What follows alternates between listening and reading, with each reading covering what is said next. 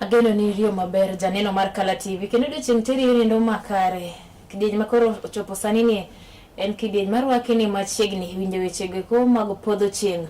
Tich abich ma kawuono ni endi. Weche manyien gikelo ni kod Dana Tracy Ouma ka gibiro ni yo nindo machuok machiegni. Ker ma pacho ka endi Migosi William Samoei Ruto odiochieng' ma kawuono ni endi ne ochiwo kanyo mich ma dho ngere dendo kanyo ni Golden Heart of Kenya ne nyar ruoth kata Princess Zara Aga Khan. Mich ma kamano eko noyango Zara kaka jalno eno bendo osebedo ka tiyo maber ne ji e pinje maoko kata mago ma pacho kaendi. Nyasi maket kod manindo mar chiwo mich no ne Zara ne otimore kar jot ker ma yore buore Nairobi kucho, kama ker no puoyo tij Zara mosebedo kotimo kokalo kuom migawo miyango kanyo ni Aga Khan Development Network. Ka ker ne owacho ni ogeno mar nyako lwedo kod Zara mar timo tije mamoko mag dongruok e pacho kaendi. And I want to commend what they are doing as part of what Kenya considers priority in developing the best possible human capital that will help us figure out the future and work together towards a modern society. And as a result, your service reflects discipline, compassion, and a steadfast commitment to human progress. As we mark this important occasion, we also look ahead to expanded collaboration in areas central to Kenya's transformation. We welcome your continued partnership in affordable housing program, a flagship initiative delivering safe and dignified homes, creating opportunities for work, stimulating industries, and widening opportunity for small enterprises.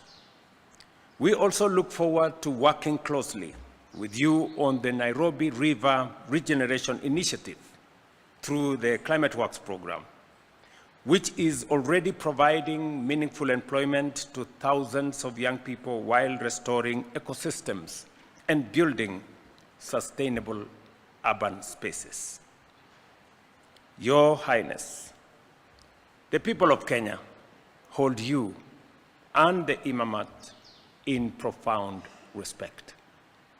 Today, we honor you not only for your leadership, but also for your friendship and partnership. We do so with confidence that the bonds between us will grow even stronger, advancing our shared pursuit of dignity, justice, and prosperity for our nation and for humanity. Thank you very much, and congratulations again. Mopogore kod mano en kanyo ni jalup gavana ma Kakamega County mano Migosi Ayub Savula oseyo mokalo mana jatend migawo mar arita maiye mano Laktar Fredo Matiang'i e weche mosebedo ka miene moting'o kanyo ayany bende noyanyo godo kanyo ker mathur kaendi Migosi William Samoei Ruto. E kinde mane loso gi jopiny kar chung'od bura noendo ma Lugari e kaunti ma Kakamega, Savula kwero Matiang'i mondo koro mi owek donjore kanyo kod Laktar Samoei Ruto, kendo nokwayo mar mondo mi koro no mi Ruto thuolo mar mondo mi otim tijene e yo nindo makare. Savula bende notiyo kod thuolo maket kod mano endo kama nokwayo oganda mawuok imbo mar piny Kenya mondo mi koro ikre mar siro lwedo Migosi William Samoei Ruto e yiero maduong' mabiro higa manyien mar 2027.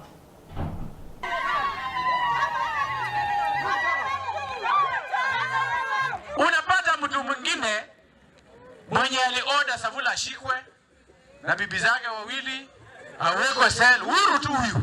Na mimi sina chuki naye. Na walikuwa na Matiang'i akiwa internal security minister. Na Matiang'i ana faili ya SCC.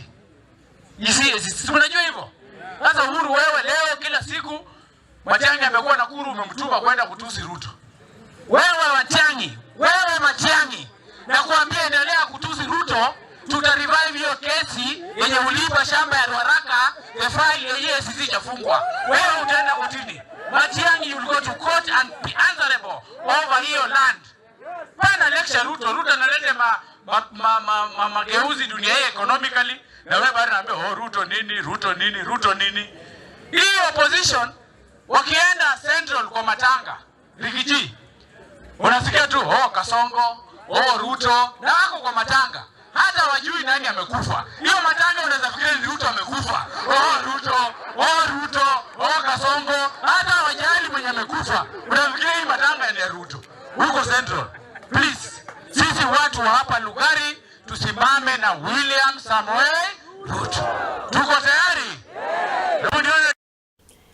Kwa machielo bende en kanyo ni Sifuna kachiel kod puothe moteno bade opodo medo yango kanyo ni ker mathuru ke ni migosi William Samoei Ruto nong'eyo ni dhi thiche oko kaka jagoro nendo mar bura nendo mar ODM. Kata kamano Ruto ne okolose wach maket kod mano endo magi biro bende tok ka Sifuna gikone to koro ne yudo fungruok tok do mamalo ne chungo chenro ge koma gole apisi kaka jagoro mar siasa mar ODM nyaka tok chencha kunye bura no kendo ka bende ne giyango ni wach maket kod mano endo mar ne thicho Sifuna oko nen mano maber no dhi kanyo ataro mar chik. Wach maket kod mano endo bende no nyiere kanyo gi jotelo ma opogore mabende ne yango ni Sifuna ne thicho oko kaka jagoro mar duond bura mar ODM e ataro mar chik. Jotelo go ne otingo kanyo gavana ma Siaya County mano migosi James Orengo, jalupo gai mar ODM Geoffrey Osotsi kaachiel kod jaod bura mag pinje Afrika ma ugwe mano Mikai Winnie Odinga. Remain a loyal member and the duly elected Secretary General of the ODM party, and fight we shall.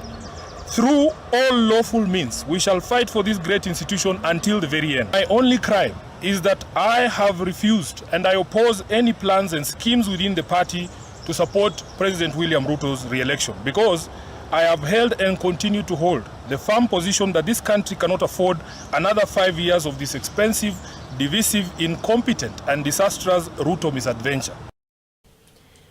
Mopogore kod mano kanyo ni piny owacho koro nochwalo gige konye kaachiel kod chiemo ne karito nyithindo ma mangina mabende yudore e kaunti ni ma Kisumu mano to kane mach ne muoch kendo ne wang'o kar nindo mar nyithindo geko ma mangina. Ripota marwa Fellow Goblis ne gilero mathoth.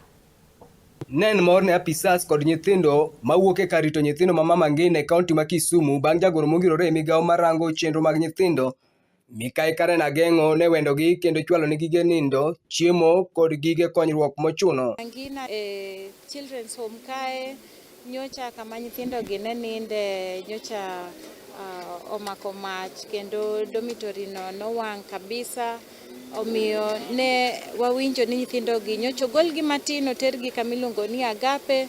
To kawuono onyiswa nyithindo gi oseduok ka State Department mar Children wabiro ka ne wakelo ne nyithindo gi mattress 58 wakelo ne blankets magidhi umorego, wakelo ne gi bed sheets magibo umorego, wakelo ne nyithindo gi mosquito net, wakelo ne gi gik mang'eny ma nyithindo nyalo tiyogo, kata chiemo be wakelo ne nyithindo kae mondo wa ensure ni nyithindo gi ngimagi o continue kaka nyocha en. E kinde chiwo kony ma kamago, Mikai Karen bende opuoyo moko kuom apisi kod jogo ma chunygi ng'won kuom ne chiwore konyo gero od nindo ma nyocha owang' e kar rito nyithindono.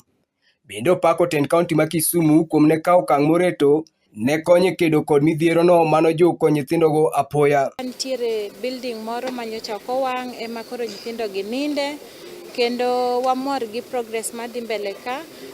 Waneno ka dormitory no osechak ger, wan gi dona mosebiro mo osechako gero kama nyithindo gi ninde kendo gi coordinate gi County Government of Kisumu maber. Mikai Karen okoni piny owacho tiyo machiegni kod migawono marango chenro mar rito nyithindo mar neno ni jopuonjre duto ma pacho ka oyudo lwasi makare mar somo kod mano madewo ngimagi. Osingo mar wuotho e skunde duto e kaunti ma Kisumu mano yudo masira mar kodh pe kendo neno ni oloko chal margi. To ka wawuok kae wadwa dhi e skunde ma be nonyiswa ni e higa mokadho cha nitiere pe moro manogoyo schools kabisa. Koro nitie schools ma roofs gi nokethore, kendo ka wawuok ka wadhi e schools mochiko tie beach kocha Osiri, Ogal, Sabako, mago skunde ma wadwa tere mabati mondo wa ensure ni nyithindo osomo. One focus wa marwa kaka State Department of mar Children wadwa nyithindo osom,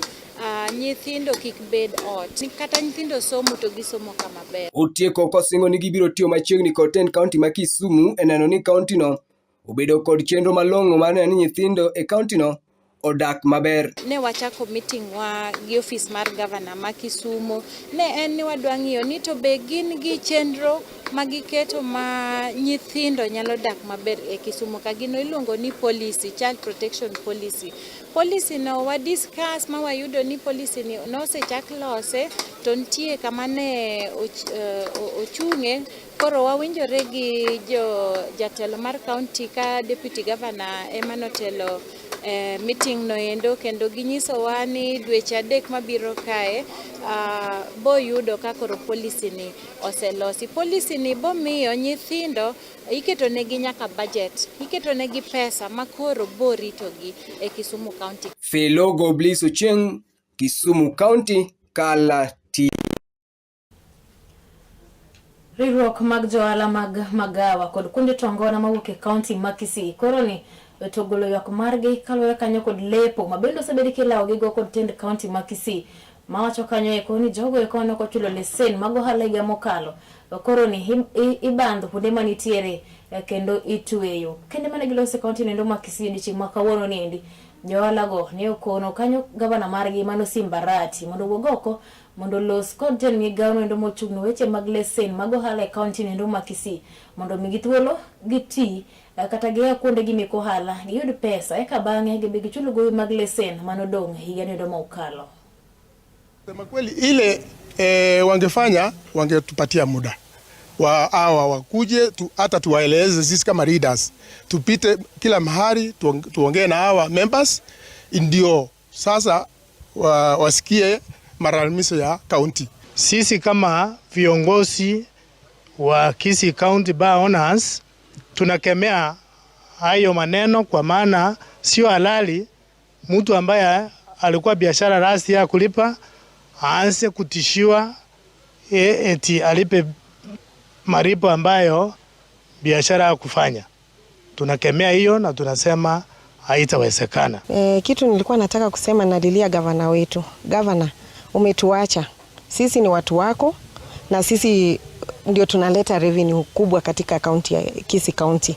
Tafadhali ukuje karibu na sisi, kuja usikie malalamishi yetu. Tunalipa taxes mingi sana. Tunataka ukuje utuangalie na sisi pia tuendeleze maisha. Zoneno mar Kala TV gikanyo makela giko mar miyo weche manyien kidenyendi mar Podhochieng weche go bede na kelo ni heyo nendo macheko riti masani nyinga ni Tracy Ouma.